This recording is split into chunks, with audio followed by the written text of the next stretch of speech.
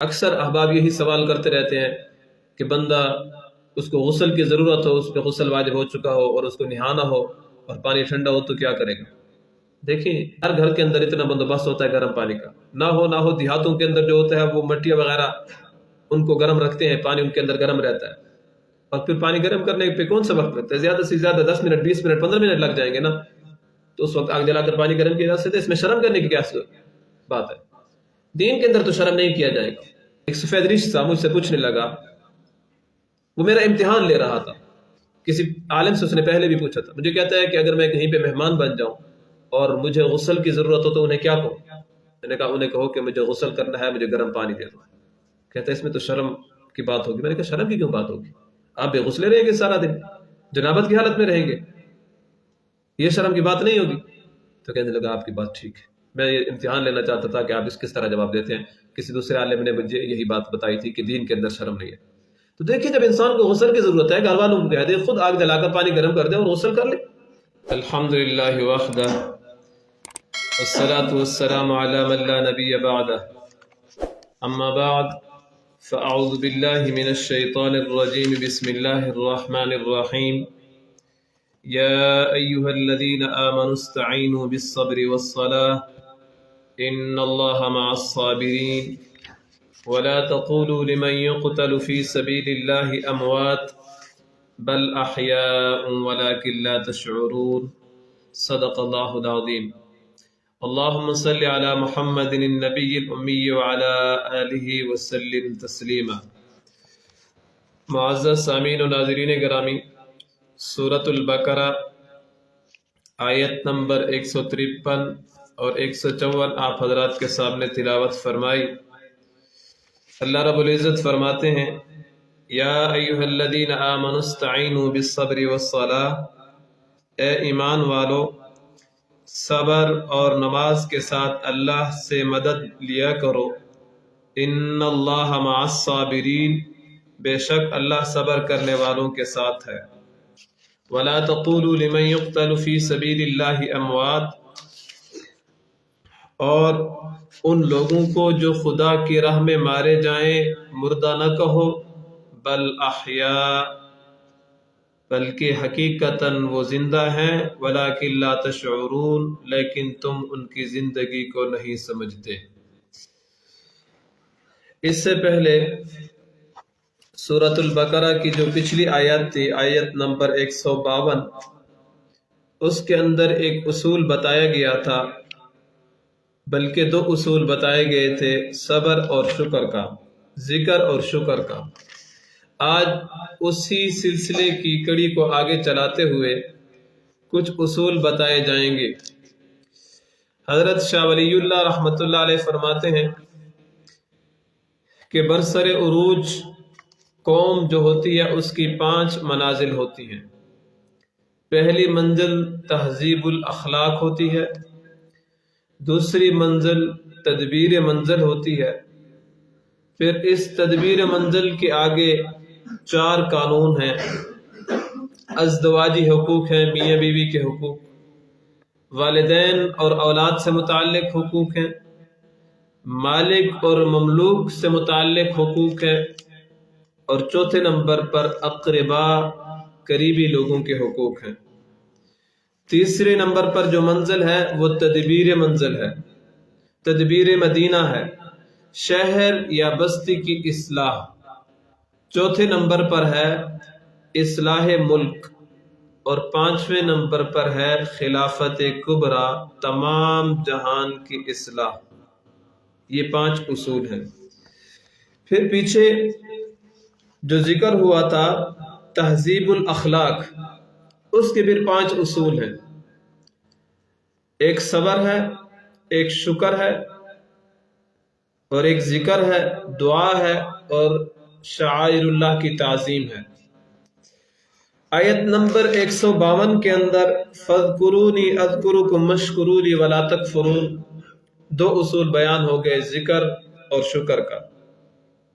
آج تیسرا اصول صبر کا، تو صبر کے بارے میں اللہ تبارک و تعالی نے اہل ایمان سے مخاطب کر کے فرمایا، یا ایھا الذین آمنوا استعینوا بالصبر والصلاۃ، اے ایمان والو صبر اور نماز کے ساتھ اللہ سے مدد لیا کرو۔ صبر کرنے کے بارے میں ایمان والوں کو حکم ہے کہ جو ایمان لے آئے ہیں وہ صبر کریں گے۔ تو گویا جو ایمان نہیں لائے وہ ظاہر ہے بے صبری کا مظاہرہ کریں گے، واویلا کریں گے، اپنے گریبان پھاڑیں گے، اپنے آپ کو ماریں گے، قسم قسم کی باتیں ہو سکتی ہیں۔ اہل ایمان کو صبر کرنے کا حکم دیا گیا ہے۔ صبر کا کیا معنی ہوتا ہے؟ صبر کا معنی ہوتا ہے کسی چیز سے اپنے آپ کو روک دینا، رک جانا، یہ صبر کا معنی ہے۔ اور صبر کا مفہوم بہت وسیع مفہوم ہے صبر کا۔ یہ نہیں کہ انسان پر مصیبت آئی، غم آیا، پریشانی آئی، انسان نے صبر کر لیا۔ امام غزالی رحمۃ اللہ علیہ نے احیاء العلوم کے اندر اور اسی طرح دیگر مفسرین نے ذکر کیا ہے کہ صبر کی کئی قسمیں ہیں۔ نمبر 1 صبر علی المعصیت، عن المعصیت، گناہوں سے صبر کرنا، صبر عن المعصیت۔ نمبر 2 صبر علی المصیبت، مصیبت پر صبر کرنا۔ نمبر 3 صبر علی الطاعہ، نیکی پر صبر کرنا۔ یہ صبر کی قسمیں ہیں۔ صبر عن المعصیہ، گناہ سے صبر کرنا، کیا مطلب؟ کہ شیطان دل کے اندر وسوسے ڈالتا ہے کہ آپ فلاں گناہ کر لو، آپ اپنے آپ پر کنٹرول کریں اور گناہ سے اپنے آپ کو بچائیں، صبر کریں، گناہ نہ کریں، صبر عن المعصیہ ہے۔ صبر علی المصیبہ، تکلیف آئے، پریشانی آئے، مصیبت آئے، غم آئے، دکھ پہنچے، اس پہ انسان صبر کرے، صبر علی المصیبہ، مصیبت پر صبر کرنا۔ اور قرآن کریم کے اندر مصیبت کے بارے میں بتایا گیا ہے انا للہ و انا الیہ راجعون۔ انسان مصیبت کے وقت، صدمے کے وقت، تکلیف کے وقت یہ پڑھے۔ حدیث شریف کے اندر آتا ہے نبی کریم صلی اللہ علیہ وسلم تشریف فرماتے، امی عائشہ رضی اللہ تعالیٰ نبی بیٹھی ہوئی تھی، ہوا کا جھونکا آیا، نبی کریم صلی اللہ علیہ وسلم کے گھر کے اندر جو اس وقت کا دیا تھا جو جل رہا تھا، ہوا کے جھونکے کے ساتھ بجھ گیا۔ تو نبی علیہ السلام نے فرمایا انا للہ و انا الیہ راجعون۔ حضرت امی عائشہ فرمانے لگی یا رسول اللہ، یہ تو مصیبت کے وقت پڑھا جاتا ہے اور آپ نے دیے کے بجھنے پر پڑھ لیا۔ نبی علیہ السلام نے فرمایا یہ بھی تو ایک قسم کا دکھ ہوا ہے نا، یہ بھی تو ایک قسم کی مصیبت ہے کہ اچانک کوئی چیز بجھ گئی ہے۔ تو پتہ چلا کہ مصیبت سے مراد یہ نہیں کہ انسان کے اوپر کوئی غم آ گیا، بیماری آ گئی، چھوٹی سی بات پہ بھی اس کو اگر جدید دور میں لے آئے، اگر بجلی چلی جائے تو انسان کہے انا للہ و انا الیہ راجعون، یہ نبی علیہ السلام کی سنت پہ عمل ہو جائے گا۔ اس وقت دیے ہوا کرتے تھے نا، آج کل بلب ہے، جیسے بلب بجھ جائے آپ کہیں انا للہ و انا الیہ راجعون، بجلی چلی گئی، تو یہ نبی علیہ السلام کی سنت پہ عمل ہو جائے گا۔ حدیث شریف کے اندر آتا ہے وَمِنَ الْيَقِينِ مَا تُهَوِّنُ بِهِ عَلَيْنَا مَصَائِبَ الدُّنْيَا، انسان کے اوپر دنیا کی مصائب، تکلیفیں، یہ چیزیں آئیں گی۔ پھر صبر کس وقت کیا جائے گا؟ الصبر عند صدمۃ الاولی، جیسے انسان کو صدمہ یا غم یا تکلیف جو چیز بھی پہنچے اس وقت انسان صبر کر لے۔ یہ نہیں کہ اس وقت انسان روتا رہے روتا رہے روتا رہے اور آخر میں جب رونے سے تھک جائے، آنکھوں کا پانی ختم ہو جائے، پھر انسان کہے اب تو میں صبر کرتا ہوں۔ یہ صبر نہیں ہے، یہ صبر نہیں ہے۔ یہ انسان تھک چکا ہے اس لیے کہہ رہا ہے کہ میں صبر۔ عند صدمۃ الاولی، جیسے صدمہ پہنچ رہا اس وقت انسان صبر کرے۔ اور تیسرے نمبر پہ الصبر علی الطاعہ، نیکی پر صبر کرنا۔ نیکی پر صبر کس طرح کیا جائے گا؟ نیکی پر صبر یہ ہے کہ آپ جو بھی عبادت کر رہے ہیں، جو بھی نیکی کا کام کر رہے ہیں، اس پہ آپ کو تکلیف محسوس ہو رہی ہے، اسی تکلیف پہ صبر کریں۔ آپ کہیں گے نیکی پہ بھی تکلیف ہوگی؟ جیسے آج کل سردیوں کا موسم ہے، صبح سویرے آپ اٹھے، گرم پانی نہیں ہے، ٹھنڈے پانی کے ساتھ آپ وضو کر رہے ہیں، تکلیف تو ہو رہی ہے نا، لیکن چونکہ وضو اللہ کا حکم ہے تو اسی طاعت پر، نیکی پر صبر کرنا ہے۔ گرمیوں کا روزہ ہو، بھوک بھی لگ رہی ہے، پیاس بھی لگ رہی ہے، لیکن صبر علی الطاعہ، روزہ حکم اللہ کا، اسی کو پورا کرنا ہے، اسی تکلیف کو برداشت کرنا ہے۔ گرمیوں کا موسم ہو، آپ ظہر کی نماز کے لیے جا رہے ہیں تپتی دھوپ پہ، آپ کو گرمی لگ رہی ہے، یہ صبر علی الطاعہ ہے، آپ گرمی برداشت کر رہے ہیں کہ میں اس دنیا کی گرمی برداشت کر لوں، آخرت کی گرمی تو میں برداشت نہیں کر سکتا۔ جیسے آج کل سردی ہے، فجر کی نماز کے لیے، عشاء کی نماز کے لیے آپ جا رہے ہیں، سردی میں ٹھٹر رہے ہیں اور آپ کہہ رہے ہیں کہ نہیں میں یہ سردی برداشت کر لیتا ہوں، آخرت کی سردی مجھ سے برداشت نہیں ہوگی۔ یاد رکھیں جیسے گرمی کا عذاب جہنم کے اندر ہوگا، ایسے سردی کا عذاب بھی جہنم کے اندر ہوگا۔ زمہریر کا لفظ قرآن کریم کے اندر آیا ہے، زمہریر، ٹھنڈ کا عذاب ہوگا۔ اب کسی بندے کو باہر ایسے سردی کے موسم میں بٹھا دیں اور اسے کہیں کہ آپ کو کپڑے بھی نہیں دیں گے، کمبل تو چلو کپڑے اس کے ہوں، کمبل وغیرہ اس کو نہ دیں، اور وہ رات باہر گزارے، مشکل ہے کہ وہ بچ جائے۔ اور جہنم کے اندر خصوصی طور پر سردی کا عذاب ہوگا، اللہ تعالیٰ محفوظ فرمائے۔ تو اس دنیا میں ہم یہ برداشت کر سکتے ہیں، سردی ہو گئی، گرمی ہو گئی، نیکی کے کام کے لیے۔ بعض دفعہ انسان کو شیطان نیکی کے راہ سے روکنے کے لیے وسوسے قسم قسم کے ڈالتا ہے۔ نماز گھر میں پڑھ لو، سردی ہے، گرمی ہے، نماز گھر میں پڑھ لو، آج تھکے ہوئے نماز گھر میں پڑھ لو۔ یہ عذر نہیں ہے، یہ شرعی عذر نہیں ہے جس کی وجہ سے انسان کہے مجھے سردی لگ رہی ہے اور میں نماز کو مسجد نہیں جاتا، میں یہاں پہ نماز پڑھ لیتا ہوں۔ نہیں، یہ عذر نہیں ہے۔ اسی طرح اکثر احباب یہی سوال کرتے رہتے ہیں کہ بندہ اس کو غسل کی ضرورت ہو، اس پہ غسل واجب ہو چکا ہو اور اس کو نہانا ہو اور پانی ٹھنڈا ہو تو کیا کرے گا؟ دیکھیں یہ وہ دور نہیں ہے کہ نہانے کے لیے پانی انسان کو مل جائے۔ ہر گھر کے اندر اتنا بندوبست ہوتا ہے گرم پانی کا، نہ ہو دیہاتوں کے اندر جو ہوتا ہے وہ مٹیاں وغیرہ ان کو گرم رکھتے ہیں، پانی ان کے اندر گرم رہتا ہے، اور پھر پانی گرم کرنے پہ کون سا وقت لگتا ہے؟ زیادہ سے زیادہ 10 منٹ، 20 منٹ، 15 منٹ لگ جائیں گے نا، تو اس وقت آگ جلا کر پانی گرم کیا جا سکتا ہے۔ اس میں شرم کرنے کی کیا بات ہے؟ دین کے اندر تو شرم نہیں کیا جائے گا۔ ایک سفید ریش سا مجھ سے پوچھنے لگا، وہ میرا امتحان لے رہا تھا، کسی عالم سے اس نے پہلے بھی پوچھا تھا، مجھے کہتا ہے کہ اگر میں کہیں پہ مہمان بن جاؤں اور مجھے غسل کی ضرورت ہو تو انہیں کیا کہوں؟ میں نے کہا انہیں کہو کہ مجھے غسل کرنا ہے، مجھے گرم پانی دے دو۔ کہتا ہے اس میں تو شرم کی بات ہوگی۔ میں نے کہا شرم کی کیوں بات ہوگی؟ آپ بے غسلے رہیں گے سارا دن، جنابت کی حالت میں رہیں گے، یہ شرم کی بات نہیں ہوگی؟ تو کہنے لگا آپ کی بات ٹھیک ہے، میں یہ امتحان لینا چاہتا تھا کہ آپ اس کس طرح جواب دیتے ہیں۔ کسی دوسرے عالم نے مجھے یہی بات بتائی تھی کہ دین کے اندر شرم نہیں ہے۔ تو دیکھیں جب انسان کو غسل کی ضرورت ہے، گھر والوں کو کہہ دے خود آگ جلا کر پانی گرم کر دے اور غسل کر لے۔ یہ تو کوئی مجبوری نہیں ہے کہ پانی ٹھنڈا اور میں غسل نہیں کرتا، بس 3 اٹھو کی بیٹا اس میں تیمم کر کے تو میں نماز پڑھنا۔ یہ تیمم اس حالت میں جائز نہیں ہے۔ تیمم کے لیے شرائط ہے، وہ بندہ اتنا بیمار ہو کہ اگر غسل کرتا ہے تو وہ مر جائے گا، یہ اس کے لیے ہے کہ وہ پھر تیمم کر سکتا ہے۔ اور پھر پانی نہ ملنا وہ تو تقریباً 1.4 کلومیٹر ہے، 1 میل تک چاروں طرف پانی نہ مل رہا ہو، پھر تیمم کرے گا۔ یہ نہیں ہے کہ بس گھر میں پانی نہیں ہے تو پھر غسل بھی نہیں کرے گا۔ ہر مسجد میں اتنا پانی ہوتا ہے، پھر مسجد گھروں سے اتنی دور نہیں ہوتی کہ انسان غسل بھی پانی نہ لا سکے۔ ہر دوسری گلی کے سرے پہ ایک مسجد ہوتی ہے، گھر کے اندر پانی نہ ہو تو مسجد سے بھی انسان لا سکتا ہے، پڑوسیوں سے بھی مانگ سکتا ہے، کیونکہ اس کے اندر شرم نہیں ہے۔ تو بات میں یہ کر رہا تھا کہ دین کے اندر شرم نہیں ہے۔ دین کے اندر انسان شرم کرے گا تو ہمارے استاد ایک کہا کرتے تھے کہ جس نے کیا شرم اس کے ڈوبے کرم۔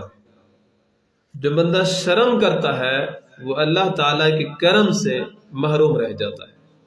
تو انسان کو دین کے معاملے میں شرم نہیں کرنی چاہیے۔ دنیا کے معاملے میں ہم شرم نہیں کرتے، کاروبار کے معاملے میں پوچھتے ہیں میں اتنے پیسے لگا لوں مجھے اتنا منافع ہوگا، اتنا ہوگا، فلاں کاروبار شروع کر دوں، فلاں کاروباریوں سے رابطہ کرتے ہیں۔ لیکن بات جب آ جاتی ہے دین کی تو پھر ہم شرما جاتے ہیں، مسئلہ کیسے پوچھوں گا، اگر پوچھوں گا تو لوگ کہیں گے کہ ابھی تک آپ کو اس مسئلے کا علم نہیں تھا۔ تو اس چیز کے اندر شرم نہیں کرنی چاہیے۔ تو تیسرے نمبر پر جو صبر کی قسم ہے، صبر علی الطاعہ، نیکی پر صبر کرنا ہے۔ شیطان آپ کو لاکھ مرتبہ بھی کہے نا کہ سردی ہے آپ نماز گھر کے اندر پڑھ لیں، تو آپ نے شیطان کی بات نہیں ماننی، بلکہ نماز مسجد کے اندر پڑھنی ہے، جماعت کے ساتھ۔ مردوں کے لیے جماعت کے ساتھ ہے۔ حدیث شریف کے اندر الفاظ آتے ہیں لا صلاۃ کہ اس بندے کی نماز نہیں ہوتی لجار المسجد الا فی المسجد، جو بندہ مسجد کے ساتھ رہتا ہے اس کی نماز مسجد کے علاوہ گھر کے اندر نہیں ہوتی نماز۔ گھر کی نماز جو ہے یہ عورتوں کے لیے ہے، فرض نماز کا کہہ رہا ہوں، جماعت کرو۔ مرد حضرات جو ہے گھر میں نماز نہیں پڑھیں گے، مسجد میں ہی پڑھیں گے۔ ہاں عذر ہے تو الگ بات ہے، مثلا اتنی تاریکی ہے کہ اس کے پاس کوئی لائٹ وغیرہ کا بندوبست نہیں ہے، یا کسی بندے کی دشمنی ہے اور دشمن کے ڈر سے کہ اس کا دشمن آیا ہوا ہوگا، اس ڈر سے نہیں جاتا رات کے وقت، یا موسلادھار بارش ہو رہی ہے، راستہ کیچڑ والا ہے، نہیں جا سکتا، کوئی چھتری وغیرہ بھی اس کے پاس نہیں ہے، پھر تو پڑھ سکتا ہے، پھر مجبوری ہے۔ غیر مجبوری کے فضائل اعمال کے اندر آپ سن چکے ہوں گے احادیث کہ صحابہ کرام فرماتے ہیں کہ ہم میں سے وہ بندہ جو دو بندوں کے سہارے سے چل کر یا گھسٹ کر مسجد کو آ سکتا تھا تو جماعت کی نماز وہ بھی نہیں چھوڑتا تھا، سوائے منافقین کے، منافقین مسجد کو نہیں آتے تھے۔ تو اس لیے جماعت کی نماز کا بہت زیادہ اہتمام کرنا چاہیے، سستی کا معاملہ نماز کے حوالے سے بالکل نہیں کرنا چاہیے۔ ایک ہی نماز جو ہم کرتے ہیں، اس کے علاوہ ہمارے کام کون سے ہیں؟ تلاوت ہم اپنی مرضی کی کرتے ہیں، ذکر اپنی مرضی کا کرتے ہیں، حج ہمارے اوپر جب فرض ہوتا ہے تو سال میں ایک مرتبہ فرض ہوتا ہے، روزے سال میں ایک مرتبہ فرض ہے۔ تو ایک ہی نماز ہے، اسی نماز کو بھی صحیح ادا نہ کر سکیں جس کے بارے میں سب سے پہلے پوچھ ہوگی، سب سے پہلے جس چیز کا حساب کیا جائے گا وہی نماز ہے، اور اس نماز کے بارے میں بھی ہم سستی کا مظاہرہ کریں تو نماز کے معاملے میں بہت محتاط رہنا چاہیے، بہت محتاط، کسی صورت میں نماز نہ چھوٹنے پائے۔ مجھے یاد ہے بچپن میں ہم کھیلا کرتے تھے، اس وقت میری امامت بھی تھی ایک مسجد میں، تو وہاں پہ ایک گلی کا ٹورنامنٹ تھا اور فائنل میچ تھا، وہاں پہ میں بھی شامل تھا۔ تو جیسے ہی نماز کا وقت ہوا تو میں نے پہلے سے ان کو کہہ دیا کہ جیسے اذان ہوگی میں چلا جاؤں گا، آپ بھی کوشش کریں۔ لیکن بجائے اس کے کہ وہ میری بات مانتے، الٹا ایک بندہ مجھ سے کہنے لگا آج ٹھہر جاؤ، میں نے کہا میں نے نماز پڑھانی ہے۔ کچھ نہیں ہوتا، جو گناہ آپ کے اوپر آئے گا وہی مجھے دے دینا۔ کتنے بڑے جرات کا مظاہرہ کہ اللہ کے عذاب کو میں برداشت کر لوں گا۔ تو نے کہا نہیں، میں نے نماز پڑھانی نہ بھی ہوتی نہ پڑھنی ہوتی، پھر بھی میں جاتا اس کو چھوڑ کر، کیونکہ کھیل ناجائز اس وقت ہو جاتا ہے جب دینی معاملات میں رکاوٹ بن جائے۔ آپ گیم کھیلیں، الی کھیلیں، کرکٹ کھیلیں، فٹ بال کھیلیں، ہاکی کھیلیں، جتنی کھیلیں کھیلیں، اجازت ہے اس کی۔ جب سبق میں رکاوٹ ہو رہا ہو کوئی کھیل، تلاوت میں، ذکر میں، نماز میں، دین کے اندر رکاوٹ بن رہا ہے، والد کوئی بات کہہ رہا ہے نہیں، تو یہ رکاوٹ بن رہا ہے، تو پھر ایسا کھیل کھیلنا جائز نہیں ہوتا۔ آج یہی چیزیں چل رہی ہیں، اذان کیا بلکہ نمازیں ہو جاتی ہیں مغرب کی، ابھی تک میچ جاری ہوتے ہیں، کھیل جاری ہوتے ہیں۔ بالکل ناجائز ہے ایسا کھیل کھیلنا جس کے اندر نماز ضائع ہو رہی ہے۔ صرف یہ نہیں کہ اس کے اندر جوا لگا ہوگا تو وہ ناجائز ہوگا، جس کھیل سے نماز ضائع ہو رہی ہو ایسا کھیل کھیلنا ناجائز ہے۔ اگر میری بات سے آپ کو یقین نہیں آ رہا، کسی بھی مفتی کے پاس جا کر آپ پوچھ لیں کہ کوئی بندہ کھیل کھیلتا ہو اور اس کی نماز، جماعت کی نماز رہ جاتی ہو، ایسا کھیل کھیلنا کیا ہے؟ ناجائز ہے۔ اکثر ہماری نمازیں رہ جاتی، تو نماز کا بہت زیادہ ہے۔ میں اکثر اپنے شاگردوں سے ایک سوال کیا کرتا ہوں کہ دیکھیں، دو قسم کے بندے نماز کے لیے آتے ہیں، ایک نوجوان جس نے عصر کی نماز پڑھی، نماز پڑھ کر کھیل کے لیے چلا گیا، دوسرا ایک سفید ریش آیا، پکی عمر کا شخص آیا، اس نے عصر کی نماز پڑھی، وہیں پہ مسجد میں بیٹھ گیا۔ شام کی نماز کا وقت ہوا تو وہ جو کھیل والا نوجوان تھا کھیل کو چھوڑ کر اذان پہ آ گیا اور نماز کے لیے اس نے شرکت کر لی۔ تو میں اپنے شاگردوں سے سوال کرتا ہوں بتاؤ ثواب کس کا زیادہ ہوگا؟ تو بعض شاگرد کہتے ہیں جو عصر سے لے کر شام تک مسجد میں بیٹھا ہے۔ میں نے کہا نہیں، ثواب اس کا زیادہ ہوگا جو کھیل کو چھوڑ کر آیا ہے، اس نے اپنے نفس کے ساتھ مقابلہ کیا ہے نا، نفس کے ساتھ مقابلہ کیا، نفس اسے کہتا ہے کھیلو، یہ کہتا ہے نہیں، نماز اذان کا وقت، اذان ہو گئی، نماز کا وقت ہو گیا، میں نماز پہ جاؤں گا، اب کھیل کو چھوڑ کر جاؤں گا۔ وہ تو بوڑھا ہے، وہ تو بیٹھا ہوا ہے، اسے کھیل کی ضرورت بھی نہیں ہے نا، اسے ضرورت نہیں ہے، اس کی ضرورت ہوتی پھر ثواب اس کا زیادہ ہوتا۔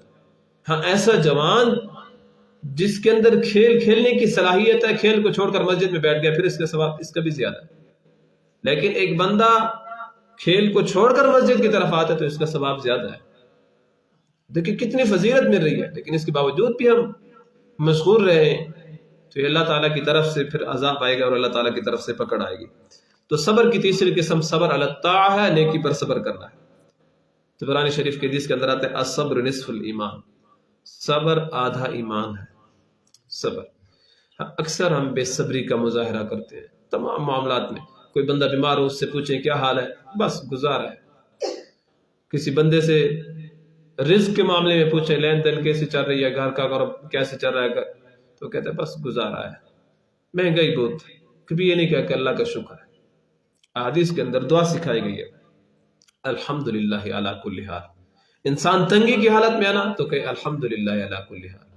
انسان بیمار ہے، اسے کسی بندے نے پوچھ لیا طبیعت کیسی ہے، بس گزارا ہے، نہیں الحمدللہ علی کل حال، ہر حال میں اللہ تعالیٰ کی تعریف۔ ایک بندہ بیمار ہے، بیٹھا ہوا ہے یا لیٹا ہوا ہے بستر پہ، اور اس سے پوچھے نا آپ کی طبیعت کیسی ہے، اگر وہ کہتا ہے کہ گزارا ہے تو گویا وہ اللہ تعالیٰ کی نعمتوں کی ناقدری کر رہا ہے کہ اللہ نے اسے پاؤں بھی صحیح سلامت دی ہے، ہاتھ بھی صحیح سلامت دی ہے، زبان سے بول بھی سکتا ہے، آنکھ سے دیکھ بھی سکتا ہے، کانوں سے سن بھی سکتا ہے، اس کے باوجود بھی کہتا ہے بس گزارا ہے، تو اللہ کی ان نعمتوں کی ناقدری کر رہا ہے۔ اگر یہ اپنے سے نیچے درجے کے لوگوں پہ نظر دوڑائے، مثلا جو پاؤں سے معذور ہیں، ہاتھوں سے معذور ہیں، آنکھوں سے معذور ہیں، یا کسی قسم کا ان کے اندر نقص پایا جاتا ہے، تو پھر اس بندے کو احساس ہوگا کہ نہیں مجھے ہر حال میں اللہ تعالیٰ کی تعریف کرنی چاہیے۔ رزق کے معاملے میں بھی ہم یہی کہتے ہیں بس مہنگائی زیادہ ہو گئی ہے، کچھ نہیں ہے، کچھ نہیں ہے۔ دن میں 3-4 مرتبہ کھانا کھا لیتے پھر بھی کہتے ہیں مہنگائی بہت ہو گئی ہے۔ صحابہ کرام 3 دن تک کھانا نہیں کھاتے تھے، اور ہم ایک ہی دن میں 3-4 مرتبہ کہہ کر بھی کہتے ہیں مہنگائی بہت ہے، کچھ نہیں ہے، کچھ نہیں ہے۔ یہ اللہ کی ناشکری نہیں ہے تو اور کیا ہے؟ یہ ہمیں جو روٹیاں مل رہے ہیں، ہمیں جو سالن مل رہے ہیں، کیا صحابہ کرام نے یہ سالن کھائے تھے، یہ روٹیاں کھائی تھی؟ جو کی روٹی ہوتی تھی، کسی بندے کو نصیب ہو جاتی تھی، قسمت والے کو۔ ہم تو جو کی روٹی کھا بھی نہیں لیں گے۔ گندم کی روٹی ہے، ناشتے الگ ہیں، بسکٹ ہو گئی، ڈبل روٹی وغیرہ ہو گئی، قسم قسم کے پراٹھے وغیرہ پک رہے ہیں، قسم قسم کے کھانے کھا رہے ہیں، پھر بازار کو جا کر وہیں پہ ناشتے کرتے ہیں، چھولے ہو گئے، سموسے پکوڑے وغیرہ ہو گئے، پھر بھی کہتے ہیں کچھ نہیں، مہنگائی ہے، مہنگائی ہے۔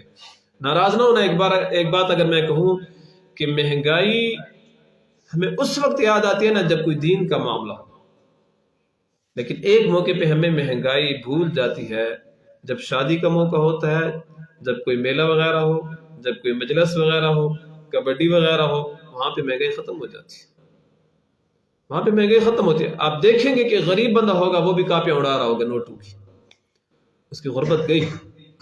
اگر اس بندے سے مجلس سے ایک دن پہلے ایک دن بعد کہے نا کہ ہم مسجد کی دیوار بنا رہے ہیں، آپ حسب توفیق کچھ تعاون کر دیں، تو آپ کو پتہ نہیں کتنی مہنگائی ہے، یہی کہے گا۔ لیکن جو میرا اپنا ذاتی تجربہ ہے نا وہی ہے کہ حرام کی دولت حرام پہ لگتی ہے، حلال چیزوں پہ نہیں لگتی۔ جو حرام کی دولت، ایک بندہ اس نے مجھے خود بتا دیا، ٹھہرا ہوا تھا، کوئی بندہ ہے مانگنے کے لیے، تو بندہ ہوٹل چلا رہا تھا، مجھے کہنے لگا استاد جی آپ کو ایک بات بتاؤں۔ میں نے کہا بتائیں۔ کہا میں نے یہ اپنا تجربہ کیا ہے کہ ہم بعض دفعہ بٹیر وغیرہ ان کو لڑاتے ہیں تو ہمارے پاس پیسے آ جاتے ہیں، جوا وغیرہ لگاتے ہیں، کبھی 1000 2000 10,000 تک لگا لیتے ہیں، وہ ہم نے جیت لیا، وہ ہماری جیب میں ہوتا ہے۔ لیکن وہی 10,000 ہمارے جیب میں اور کوئی مدرسے والا مسجد والا آ جائے، ہم 10 روپے تک دینے کے لیے تیار نہیں ہوتے، لیکن اگر کوئی مجلس وغیرہ ہو تو وہاں پہ ہم دے دیتے ہیں۔ تو وہ بندہ کہتا ہے مجھے خود احساس ہوا کہ چونکہ یہ حرام کے پیسے ہوتے ہیں تو حرام جگہ پہ لگتے ہیں، حلال جگہ پہ ہمارے پیسے نہیں لگتے۔ پھر کہتے ہیں بعض دفعہ ہمارے پاس 50 60 روپے 100 روپے اتنے ہوتے ہیں، کوئی مسجد والا آ جاتے ہیں، مدرسے والا آ جاتے ہیں، وہ اس کو دے دیتے ہیں، وہ حلال کے پیسے ہوتے ہیں۔ تو حلال کے پیسے حلال جگہ پہ رکھتے ہیں۔ اس لیے رزق کے معاملے میں بہت زیادہ احتیاط کرنا چاہیے کہ رزق حلال جگہ سے آئے۔ حرام کا لقمہ انسان کے پیٹ میں چلا جائے نا تو انسان کے لیے بہت زیادہ نقصان دہ ثابت ہوتا ہے۔ انسان کو نماز کے اندر لطف اور مزہ نہیں آتا، تلاوت کے اندر مزہ نہیں آتا، عبادت کے اندر انسان کو مزہ نہیں آتا۔ الصبر نصف الایمان، آدھا ایمان ہے صبر۔ تو صبر اختیار کرنا چاہیے انسان کو اور شکر بھی کرنا چاہیے۔ اور ایک دوسری حدیث کے اندر آتا ہے الصبر من الایمان بمنزلۃ الرأس من الجسد، جیسے جسم کے اندر سر کی ایک قدر ہے نا، ایک قیمت ہے، ایک حیثیت ہے، ایک ویلیو ہے. سر نہ ہو تو جسم کا کیا؟ سر کٹ جائے تو کچھ بھی نہیں پڑتا. سرائکی کہتے ہیں نا سرن تو خیر ہو گئے. یہی مطلب ہوتا ہے نا کہ سر انسان کا محفوظ ہے اگر، تو انسان کا سارا جسم محفوظ ہے. ہاتھ اب مصنوعی ہاتھ لگا سکتے ہیں، دانت گر جائے ٹوٹ جائے آپ مصنوعی دانت لگا سکتے ہیں، ٹانگیں آپ مصنوعی لگا سکتے ہیں، کان بھی مصنوعی لگ سکتے ہیں ربڑ کے. لیکن ایک مرتبہ گردن کٹ جائے تو کوئی سر مصنوعی نہیں لگ سکتا، سر مصنوعی نہیں لگ سکتا. تو اس لیے حدیث شریف کے اندر صبر کو ایمان کے اندر ایسی حیثیت حاصل ہے جیسے جسم کے اندر سر کو حیثیت حاصل ہے، ایک مقام حاصل ہے. تو اس لیے اللہ تبارک و تعالیٰ یہاں پہ اصول بتایا، یا ایھا الذین آمنوا استعینوا بالصبر والصلاۃ، اے ایمان والو صبر اور نماز کے ساتھ اللہ سے مدد لیا کرو.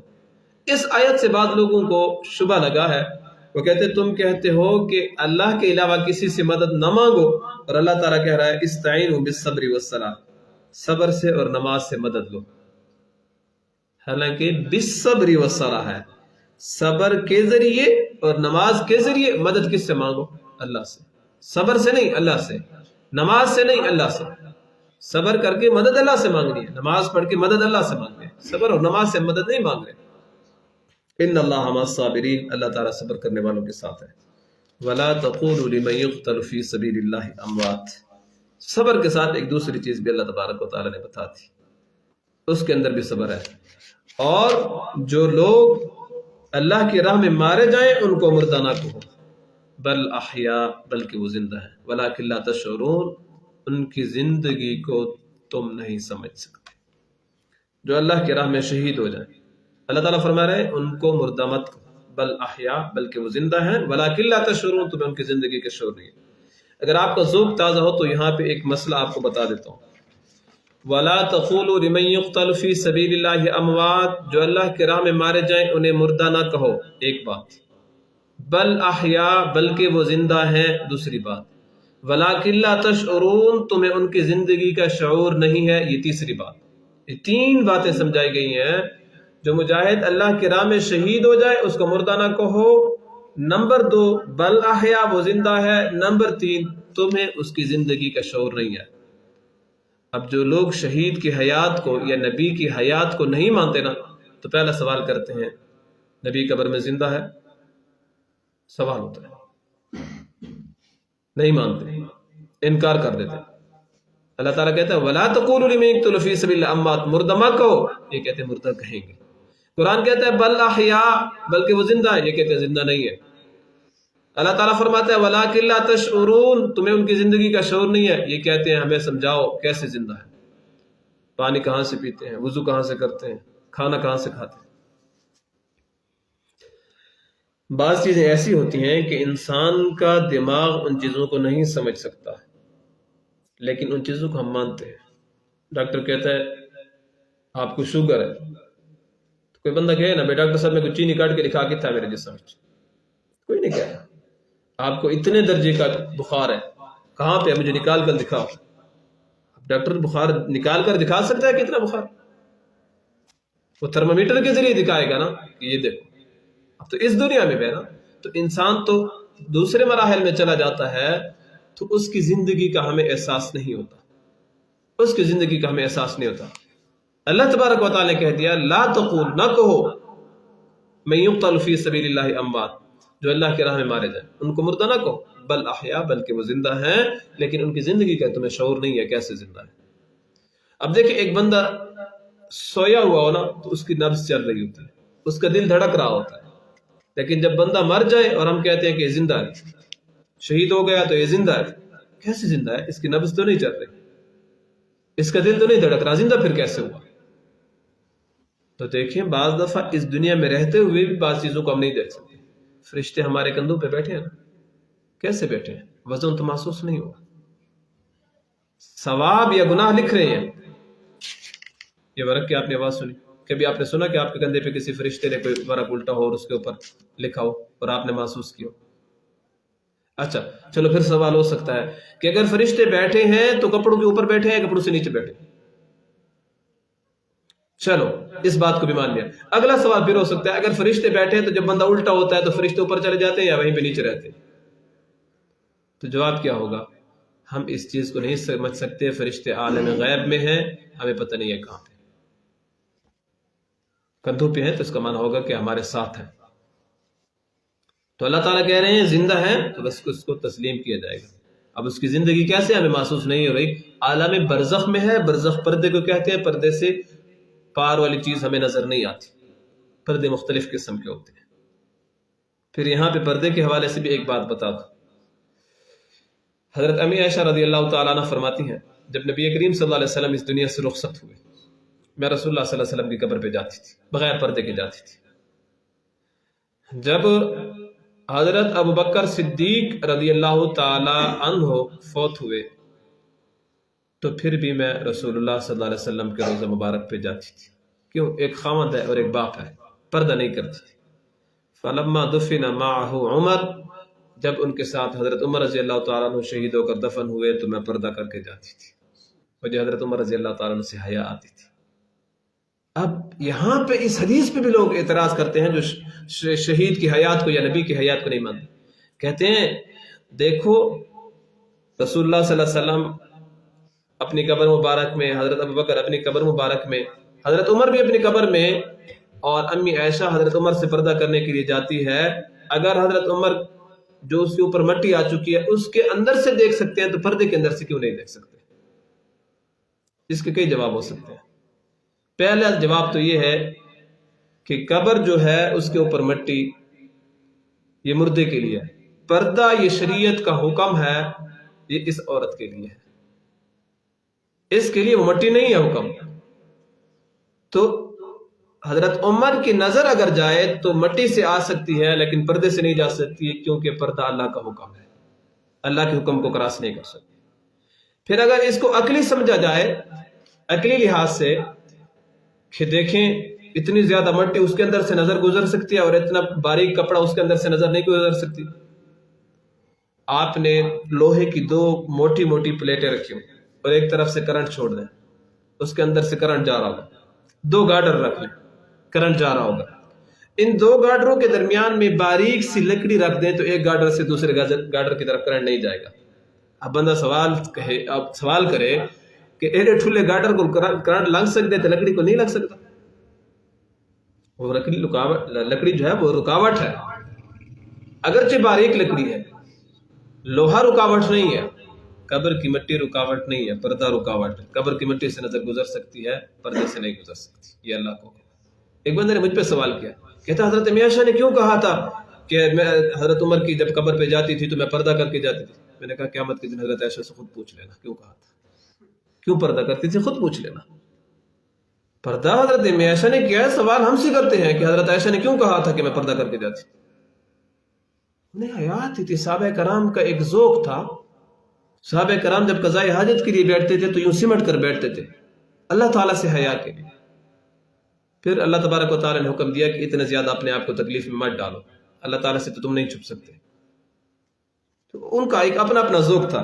تو اللہ تبارک و تعالیٰ نے شہداء کے بارے میں کیا کہا؟ اب ایک اور چیز بھی سمجھ لیں، سوال ہمارے اوپر جو ہوتا ہے، میں اس لیے کہہ رہا ہوں، سوال بتا رہا ہوں کہ بعض دفعہ سوال آتے بھی ہو سکتے ہیں تاکہ یہ تفسیر کی روشنی میں آپ کے ذہن میں یہ سوال رہے، اس کا جواب رہے۔ سوال کیا ہوتا ہے؟ اللہ نے یہاں پہ تو شہید کے بارے میں کہا کہ وہ زندہ ہے، اور تم نبی کے بارے میں کہتے ہو نبی قبر میں زندہ ہے۔ نبی قبر میں زندہ ہے۔ شہید کو، امتی کو جو شہادت ملی ہے کس کی وجہ سے ملی ہے؟ نبی کی وجہ سے ملی ہے نا۔ نبی نہ ہوتا تو امتی کو شہادت بھی نہ ملتی، امتی نہ ہوتے، جب امتی نہ ہوتے تو اس کو شہادت بھی نہ ملتی۔ اور اس کا ایک دوسرا جواب سمجھ لیں، حدیث شریف کیا کراتا ہے؟ جب انسان جماعت کے ساتھ نماز پڑھتا ہے تو جماعت کی نماز کا ثواب 27 نمازوں کے برابر ہے۔ جب جماعت کے ساتھ پڑھتا ہے تو اگر انسان جماعت پڑھائے، امام کو کتنی نمازوں کا ثواب ملے گا؟ امام تو جماعت پڑھا رہا ہے، جماعت کے ساتھ تو نہیں ہے نا، امام کے پیچھے نہیں، وہ تو خود امام ہے، اس کو کیا ثواب؟ تو دیکھیں جس کی وجہ سے ہمیں 27 نمازوں کا ثواب مل رہا ہے تو اس کا ثواب تو اور بھی زیادہ ہوگا۔ تو جس کی وجہ سے شہید کو یہ درجہ مل رہا ہے کہ اللہ تعالیٰ اس کے بارے میں کہتے ہیں اسے مردنا کو، تو نبی کا درجہ تو بہت بلند ہوگا اس کے بارے میں۔ تو حدیث شریف کے اندر آتا ہے الانبیاء احیاء فی قبورہم یصلون، انبیاء اپنی قبروں میں زندہ ہیں، نمازیں بھی پڑھتے ہیں، اپنی قبروں میں نمازیں بھی پڑھتے ہیں۔ پھر سوال ہوگا کہ قبر تو تنگ ہوتی ہے، اس کے اندر نمازیں کیسے پڑھتے ہیں؟ یہ جو تنگ قبر ہوتی ہے مسلمان کے لیے نہیں ہوتی۔ حدیث شریف کے اندر آتا ہے جتنے تک اس کی نظر جاتی ہے اس کی قبر کو وسیع کر دیا جاتا ہے، مومن کی قبر، اور پھر نبی کی قبر وہ تو وسیع کر دی جاتی ہے۔ یہ تو ظاہراً ہمیں اوپر سے لگ رہا ہے نا کتنی ہے، اس کے لیے تو کشادہ کر دی جاتی ہے۔ اور نبی کی قبر وہ تو جنت ہے۔ نبی کریم صلی اللہ علیہ وسلم نے نہیں فرمایا ما بین بیتی و منبری روضۃ من ریاض الجنہ، میرے گھر اور میرے منبر کے درمیان یہ جو زمین کا ٹکڑا ہے جنت کے ٹکڑوں میں سے ہے۔ تو نبی کی قبر تو جنت میں ہے، جنت میں تو سب کچھ ہوتا ہے۔ ہمارے استاد پہ ایک مرتبہ ایک بندے نے سوال کیا کہ تم کہتے ہو کہ نبی علیہ السلام اپنی قبر میں نماز پڑھتے ہیں، تم وضو کہاں سے کرتے ہیں؟ تو انہوں نے کہا پہلے یہ بتاؤ نبی علیہ السلام کو جب غسل دیا گیا تھا وہ غسل ٹوٹا کہاں پہ؟ اگر وہ غسل ٹوٹ گیا تو پھر میں غسل ثابت کروں گا کہ پھر دوسرا غسل کب کیا ہے۔ اور دوسری بات، نبی کی قبر جنت ہے اور جنت کے اندر پانی وافر مقدار میں ہوتا ہے، پانی کی ضرورت وہاں پہ محسوس۔ اور یہاں پہ یہ بات یاد رہے کہ نبی کی جو حیات ہوتی ہے یہ حیات اخروی ہوتی ہے، آخرت کے لیے، دنیا والی حیات نہیں ہوتی۔ لوگ دھوکہ دے دیتے ہیں کہ تمہارے علماء کہتے ہیں کہ نبی قبر میں زندہ ہے، اس پہ موت نہیں آئی، حالانکہ موت تو صرف اللہ تعالیٰ کو نہیں آئی۔ کل شیء ہالک الا وجہ، ساری چیزیں ہلاک ہونی ہیں اور سوائے اللہ کے، اور تم انکار کر رہے ہو، قرآن کریم کی آیت کا انکار کر رہے ہو، کل نفس ذائقۃ الموت، اس کا انکار کرے۔ کب انکار کیا؟ نبی علیہ السلام پہ وفات آئی ہے، اس دنیا سے رخصت ہوئے۔ موت کا ذائقہ ہر انسان نے چکھنا ہے، ذائقہ تھوڑے وقت کے لیے ہوتا ہے، مستقل نہیں ہوتا۔ نبی علیہ السلام نے چکھ لیا ذائقہ، قبر کے اندر نبی علیہ السلام کو حیات حاصل ہو، اور ایسی قوی اور مضبوط حیات اور زندگی حاصل ہے کہ نبی کی وفات کے بعد نبی کی بیویوں سے نکاح بھی جائز نہیں ہے۔ مفتی محمد شفیع عثمانی نے وَلَا تَنْكِحُوا أَزْوَاجَهُ مِن بَعْدِهِ أَبَدًا اس آیت کی تفسیر میں لکھا ہے کہ نبی کی بیویوں سے نکاح دو وجہ سے ناجائز ہے۔ ایک وجہ کہ نبی علیہ السلام وہ امہات المؤمنین ہیں، نبی علیہ السلام کی بیویاں مومنوں کی روحانی مائیں، اور دوسری وجہ کہ نبی کی مثال ایسی ہے جیسا کوئی زندہ انسان گھر سے غائب ہو اور جتنے تک واپس نہ آیا ہو یا اس کی موت کی خبر نہ آئی ہو اس کی بیوی کو دوسرا نکاح کرنے کی اجازت نہیں ہوتی۔ تو نبی علیہ السلام اپنی قبر میں زندہ ہے، اس لیے نبی علیہ السلام کی بیویوں سے نکاح جائز نہیں ہے۔ تو اللہ تبارک و تعالی نے شہید کے بارے میں کہا وَلَا تَقُولُوا لِمَن يُقْتَلُ فِي سَبِيلِ اللَّهِ أَمْوَاتٌ، جو اللہ کی راہ میں جو لوگ مارے جائیں انہیں مردہ نہ کہو۔ اور چوتھے پارے کے اندر اللہ تبارک و تعالی نے کیا کہا وَلَا تَحْسَبَنَّ الَّذِينَ قُتِلُوا فِي سَبِيلِ اللَّهِ أَمْوَاتٌ، گمان بھی نہ کرو کہ یہ مردہ ہیں، گمان بھی نہ کہو۔ امام غزالی رحمۃ اللہ علیہ فرماتے ہیں کہ لوگ کہتے ہیں کہ عذاب قبر سمجھ میں نہیں آتا، حالانکہ یہ آنکھ اس قابل نہیں ہے کہ عالم ملکوت کی ان چیزوں کو دیکھ سکے۔ یہ تمام چیزیں اگلے جہان میں موجود ہیں، ان کا ادراک وہاں جا کے محسوس ہوگا، یہاں پہ محسوس نہیں کر سکتے۔ اب دیکھیں جیسے ہمارے مشہور ہے کہ فرعون کی لاش پڑی ہوئی ہے، اب فرعون تو ظاہر بات ہے کافر تھا، اس کو عذاب بھی ہو رہا ہے، اب ہمیں تو نظر نہیں آتا کہ اس کو عذاب ہو رہا ہے، اس کو نظر تو نہیں آتا کیونکہ یہ آخرت کا معاملہ ہے، برزخ میں ہے، اگرچہ ہمیں وہ نظر آ رہے اس کی لاش نظر آ رہی، لیکن برزخ میں درمیان میں پردہ ہے، اس پردے کی وجہ سے ہمیں اس کا عذاب نظر نہیں آتا۔ پھر شیشہ پھٹتا کیوں نہیں ہے؟ اس کے عذاب کی وجہ سے۔ وہ عذاب شیشے کے نہیں ہے، اس کے لیے ہے۔ اس کی مثال دے چکا ہوں، حضرت مولانا امین اوکاڑی رحمۃ اللہ علیہ سے ایک بندے نے سوال کیا تھا، کہا تم کہتے ہو کہ انسان قبر کے اندر اس کو عذاب ہوتا ہے، اگر کسی بندے کو قبر نہ ملے اس کو جانور کھا لے تو پھر اس کو عذاب کہاں پہ ہوگا؟ حضرت مولانا امین اوکاڑی نے کہا جانور کے پیٹ کے اندر عذاب ہوگا۔ کہا پھر جانور کو تکلیف نہیں ہوگی؟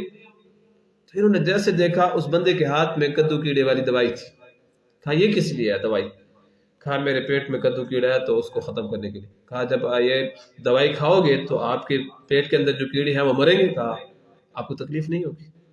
کہا حضرت یہ میرے لیے نہیں ہے دوائی، کیڑوں کو مارنے کے لیے ہے۔ تو حضرت قاڑی رحمۃ اللہ نے کہا کہ یہ عذاب جانور کے لیے نہیں ہوتا، انسان کے لیے ہوتا ہے، جانور کو تکلیف نہیں ہوتی۔ تو اس لیے برزخ کا معاملہ ہوتا ہے تو برزخ کے معاملے میں ہمیں زیادہ اس کی کھوج نہیں لگانی چاہیے اور زیادہ ان تفصیلات میں نہیں پڑھنا چاہیے۔ بہرحال جو اعتراضات ہوتے ہیں ان اعتراضات کے جواب دے دیے تو اللہ تبارک و تعالیٰ فرماتے ہیں وَلَا تَقُولُوا لِمَن يُقْتَلُ فِي سَبِيلِ اللَّهِ أَمْوَاتٌ، اور ان لوگوں کو جو اللہ کی راہ میں مارے جائیں مردہ نہ کہو، بل احیاء حقیقتاً وہ زندہ ہیں، ولیکن لا تشعرون لیکن تم ان کی زندگی کو نہیں سمجھتے۔ اللہ تبارک و تعالیٰ ہمیں قرآن مجید کی صحیح سمجھ نصیب فرمائے۔ وآخر دعوانا ان الحمد للہ رب العالمین۔